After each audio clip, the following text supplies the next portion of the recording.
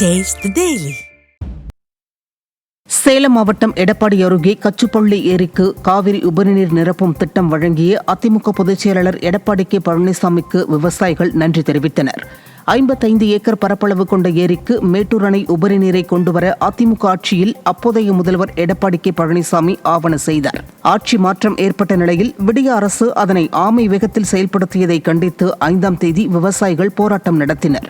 இந்நிலையில் 8ஆம் தேதி மாலை அந்த ஏரிக்கு தண்ணீர் கிடைத்ததை அடுத்து திட்டத்தை செயல்படுத்திய புரட்சி தமிழருக்கு விவசாயிகள் நெஞ்சார்ந்த நன்றி தெரிவித்தனர். பல ஆண்டுகள் போராட்டம் செய்து இந்த பகுதியினுடைய இந்த கச்சுப்பள்ளி ஏரிக்கு வெள்ளாளபுரத்திலிருந்து இன்றைக்கு பம்பிங் செய்யப்பட்டு இங்கு தண்ணீர் வந்து கொண்டிருக்கின்றது. இந்த மகிழ்ச்சியை ஆயிரக்கணக்கான ஜனங்கள் வந்து அவ்வளவு உற்சாகத்தோடு இங்கே வரவேற்பு நிகழ்ச்சியை நாம் பார்த்துக் கொண்டிருக்கின்றோம். இந்த திட்டத்தை கொண்டு வந்த முன்னாள் எடப்பாடி அவர்களுக்கும் கோடான கோடி நன்றியை தெரிவித்துக் கொள்கின்றோம். நன்றி, வணக்கம். சென்னை வில்லிவாக்கத்தில் அகற்றப்பட்ட பேருந்து நிறுத்தத்திற்கு மாற்று ஏற்பாடு செய்ய விடிய அரசை மக்கள் வலியுறுத்தி வருகின்றனர். மெட்ரோ ரயில் பணிக்காக நாதமுனி பேருந்து நிறுத்தம் அகற்றப்பட்ட நிலையில் பொதுமக்கள் சிக்கோ நகர் பேருந்து நிறுத்தத்தை நாடும் நிலை உள்ளது. இதற்காக நீண்ட தூரம் நடந்து செல்ல வேண்டியுள்ளதால் பெரும் அவதியடைந்து வரும் பொதுமக்கள் மெட்ரோ பணி முடியும் வரை விடிய அரசு தங்களுக்கு உரிய மாற்று ஏற்பாடு செய்ய வலியுறுத்தி வருகின்றனர். கடலூர் மாவட்டம் ஸ்ரீமுஷ்ணம் அருகே அரசுக்கு சொந்தமான 30 பனை மரங்கள் வெட்டப்பட்ட அதிர்ச்சி சம்பவம் அரங்கேறியுள்ளது. கண்டியாங்குப்பத்தில் அந்தோணிசாமி இமானுவேல் சகோதரர்களின் நிலத்தின் முன் அரசுக்கு சொந்தமான இடத்திலிருந்த 30க்கும் மேற்பட்ட பனை மரங்களை அப்பகுதியைச் சேர்ந்த சிலர் வெட்டி வீழ்த்தினர். இதனை தட்டி கேட்டவர்களை அவர்கள் ஆபாசமாக திட்டி மிரட்டியுள்ளனர். இதுகுறித்து புகார் அளித்தும் விடிய அரசின் ஏவல் துறையும் வருவாய்த்துறையும் நடவடிக்கை எடுக்காமல் இருப்பதாக தெரிவித்த மக்கள் விரைந்து நடவடிக்கை எடுக்க கோரிக்கை விடுத்தனர். நான் வேலைக்கு போனப்போ வரதராஜன்பேட்டை வடக்கு தெருவில் வசிக்கும் பத்திநாதன் பிள்ளைங்க ஐடியர் லியோனி யுவராஜ் 2 பேரும் தள்ளிருக்காங்க. எனக்கு அப்பா இல்லை, அம்மா வண்டி தான் எங்களை வளர்த்தாங்க. நாங்கள் வேலைக்கு போன டைமில் இந்த பனை மரத்தனை வெட்டி தள்ளிட்டு நான் என்ன கொலையா செஞ்சேன், முன்னாடி முடிஞ்சத்தை பாரு, நான் வக்கீலை வச்சு பார்த்துக்கிறேன்னு சொல்லிவிட்டு வீட்டை கெட்ட கெட்ட வார்த்தையில் பேசிட்டு போயிருக்காங்க. சென்னை புரட்சிவாக்கத்தில் எந்த நேரத்திலும் இடிந்துவிடும் அபாய நிலையில் அரசு கிளை நூலகம் செயல்படுவது அச்சத்தை ஏற்படுத்தியுள்ளது. அருணாச்சலம் தெருவில் உள்ள 40 ஆண்டுகள் பழமை வாய்ந்த கிளை நூலக கட்டிடம் பழுதடைந்து சிதிலமடைந்து மேற்கூரைகள் இடிந்துவிடும் நிலையில் உள்ளதால் அங்கு வருபவர்கள் பீதியில் ஆழ்ந்துள்ளனர். ஓராண்டுக்கு முன் கட்டிடத்தை பராமரிப்பதாக கூறி ஆய்வு நாடகம் நடத்திய விடிய அரசு அதிகாரிகள் அதன்பின் அந்த பக்கமே வரவில்லை என குற்றம் சாட்டப்படுகிறது. சென்னை அண்ணா சாலை அருகே குவிந்து கிடக்கும் கட்டிடக் கழிவுகளை அப்புறப்படுத்தாமல் திமுக மாநகராட்சி கும்பகர்ண தூக்கத்தில் ஆழ்ந்துள்ளதாக குற்றம் சாட்டப்படுகிறது. மின்வாரிய தலைமை அலுவலகத்தின் பின்புறமுள்ள சாலையில் நீண்ட நாட்களாக கொட்டி கிடக்கும் பலவிதமான கழிவுகளாலும் நிறுத்தி வைக்கப்பட்டிருக்கும் வாகனங்களாலும் போக்குவரத்திற்கு இடையூறு ஏற்படுகிறது. மேலும் அப்பகுதியில் இரவில் சமூக விரோத செயல்கள் அரங்கேறி வருவதாக கூறப்படும் நிலையில் இதுகுறித்து பலமுறை புகார் அளித்தும் நடவடிக்கை எடுக்க வேண்டிய விடியா மாநகராட்சியோ நடவடிக்கை எடுக்காமல் வெற்று விளம்பரம் தேடுவதிலேயே குறியாக இருப்பதாக குற்றச்சாட்டு எழுந்துள்ளது. ராணிப்பேட்டை மாவட்டம் சோளிங்கரில் விடியா திமுக தலைவரை எதிர்த்து அக்கட்சி கவுன்சிலர் நடத்திய போராட்டம் அவல நிர்வாகத்திற்கு சாட்சியானது. நகரமன்ற கூட்டம் ஆரம்பித்ததும் திமுக கவுன்சிலர் மோகனா சண்முகம் தனது வார்டில் கால்வாய் கட்டுமான பணி டெண்டர் விடப்பட்டும் 4 ஆண்டுகளாக பணி நடைபெறவில்லை என்றும் வாக்களித்த மக்களுக்கு பதில் சொல்ல இயலவில்லை என்றும் கூறி திமுக நகரமன்ற தலைவர் தமிழ்ச்செல்வி அசோகனுக்கு எதிராக தர்ணாவில் ஈடுபட்டார். திமுக ஆளும் உள்ளாட்சி நிர்வாகங்கள் மக்கள் விரோத நடவடிக்கைகளில் ஈடுபட்டு வருவதாக குற்றம் சாட்டப்படுகிறது.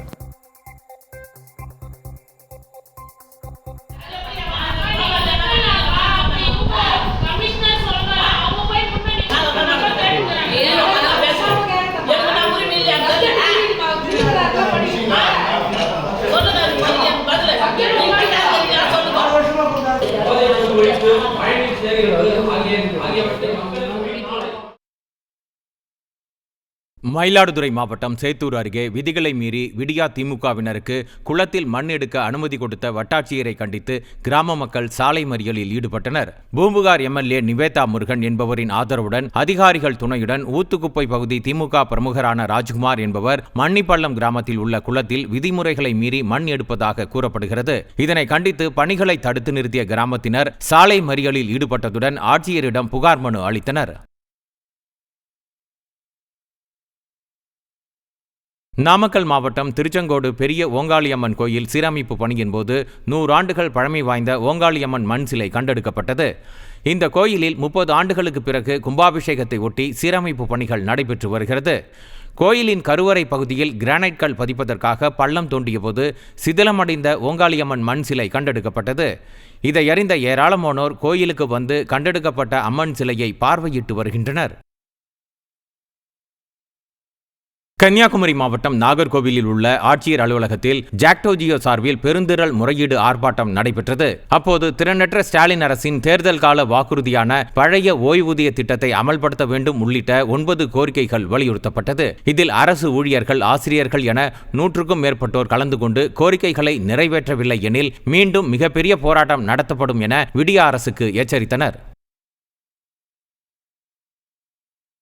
திருச்சி மாவட்ட ஆட்சியர் அலுவலகத்தில் பேட்டரி கார் இயக்கப்படாததால் மனு அளிக்க வந்த மாற்றுத்திறனாளிகள், முதியவர்கள் கடும் சிரமத்திற்கு உள்ளாகினர். பேருந்து நிறுத்தத்திலிருந்து ஆட்சியர் அலுவலகம் வரை இயக்கப்பட்டு வந்த பேட்டரி கார் பழுதான நிலையில் சரி செய்யப்படாமல் காட்சி பொருளாக உள்ளது.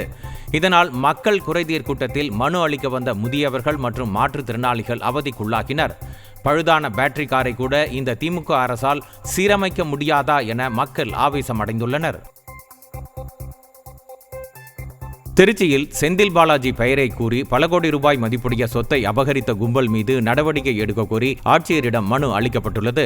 அரிசி ஆலை நடத்தும் அபுபக்கர் ஜெயிலானி என்பவருக்கு வங்கியில் கடன் இருப்பதை அறிந்த ரியல் எஸ்டேட் தரகர்களான ரவி, அருள்முருகன், மாரிமுத்து ஆகியோர் செந்தில் பாலாஜியின் ஆதரவாளர்கள் என கூறி அரிசி ஆலை மற்றும் அருகில் உள்ள காலி இடத்தை 7 கோடி ரூபாய்க்கு பதிவு செய்து கொண்டனர். வங்கியில் செலுத்த வேண்டிய 3 கோடியே 27 லட்சம் ரூபாயை மட்டும் செலுத்திய நிலையில் மீதி பணத்தை கேட்டால் தங்கள் மீது தாக்குதல் நடத்தி கொலை மிரட்டல் விடுப்பதாக பாதிக்கப்பட்டவர் புகார் அளித்துள்ளார். செங்கல்பட்டு மாவட்டம் பெருங்குளத்தூர் NGO காலனியில் பட்டா வழங்காமல் அதிகாரிகள் அலைக்கழித்து வருவதாக பாதிக்கப்பட்டவர்கள் குற்றம் சாட்டியுள்ளனர். 286 பேருக்கு பட்டா ஒதுக்கீடு செய்யப்பட்ட நிலையில் 232 பேருக்கு மட்டுமே பட்டா வழங்கப்பட்டுள்ளது. இதனால் மீதமுள்ள 54 பேருக்கு பட்டா வழங்க கோரி வட்டாட்சியர் மற்றும் தாம்பரம் சட்டமன்ற உறுப்பினரிடம் பலமுறை கோரிக்கை விடுத்தும் எந்த நடவடிக்கையும் எடுக்கப்படவில்லை என கூறப்படுகிறது. இந்நிலையில் மீண்டும் வட்டாட்சியரிடம் மனு அளித்த அவர்கள் பட்டா வழங்காவிட்டால் உண்ணாவிரத போராட்டத்தில் ஈடுபட உள்ளதாக எச்சரித்தனர். 30 வருஷத்துக்கு முன்னாடி பெருங்குளத்தூர் 58வது வார்டு, தற்போது அது 58வது வார்டு, முன்னாடி வந்து NGO காலனி RMK நகர் அப்படின்ற உள்ள இடத்துல அப்போ உள்ள வருவாய்த்துறை அரசு துறை சார்ந்த சொசைட்டி ஒர்க்கருக்கு 286 பிளாட் வந்துட்டு அரசு வந்துட்டு அவங்களுக்கு ஒதுக்கியிருந்தாங்க. ஆனால் இதில் அலர்ட் செய்யப்பட்டது பட்டா 286 பேருக்கு, பட்டா கொடுக்கப்பட்டது 232 பேருக்கு, மீதம் இன்னும் 54 பேருக்கு பட்டா இன்னும் வரல.